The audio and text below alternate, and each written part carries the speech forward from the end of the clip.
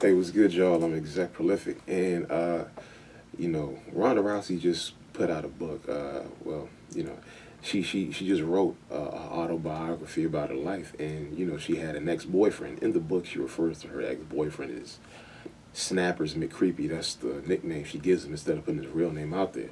But in the book, she describes a situation where pretty much people that read about the situation are now calling domestic violence.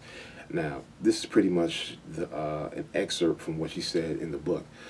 She said that I punched him in the face with a straight right, then a left hook. He staggered back and fell to the ground against the door.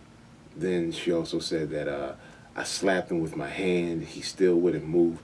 Then I grabbed him by the neck of his hoodie and kneed him in the face and tossed him aside on the kitchen floor. Now, she's saying that this is what happened when she was trying to leave a room and he blocked her in there.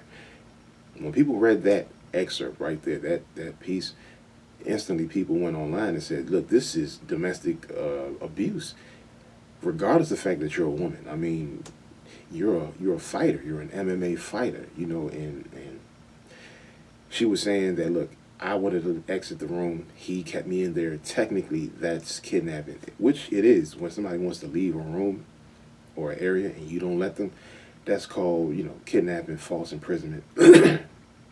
It's pretty much the same thing. And, it's like, I look at it like this. Women need to realize that it's not just men that can be accused of domestic violence. It's also women. It's not a one-way street. It's not a one-way street. So just because, you're a woman, and, I tend to like Ronda Rousey, but in that situation, I'm looking at it like this. It's really tricky. I can't really, because my whole thing is, if you're trying to leave and he knows you're trying to leave, my question is, did you even hesitate to whoop his ass before you started laying hands on him, or was that your first resort before you even told him you were trying to leave the room? Like, did you say, get out my way or else this is going to happen? Or did you just let it happen and no warning? That's what I want to know. Because if you warned him and he still stood there, then I believe he had it coming. Unfortunately, you couldn't do that to a woman because you're trying to leave the room. If the woman don't want to let you go, what can you do as a guy? You're going to have to, pray she comes to her senses so you can walk out of there conflict free. You know what I mean? So it is a bit of a double standard. And I guess the only reason why people were responding so hard to her situation was probably because of the amount of violence that took place. I mean, you punched him twice in the face. You grab him by the neck of his hoodie and knee him in the face.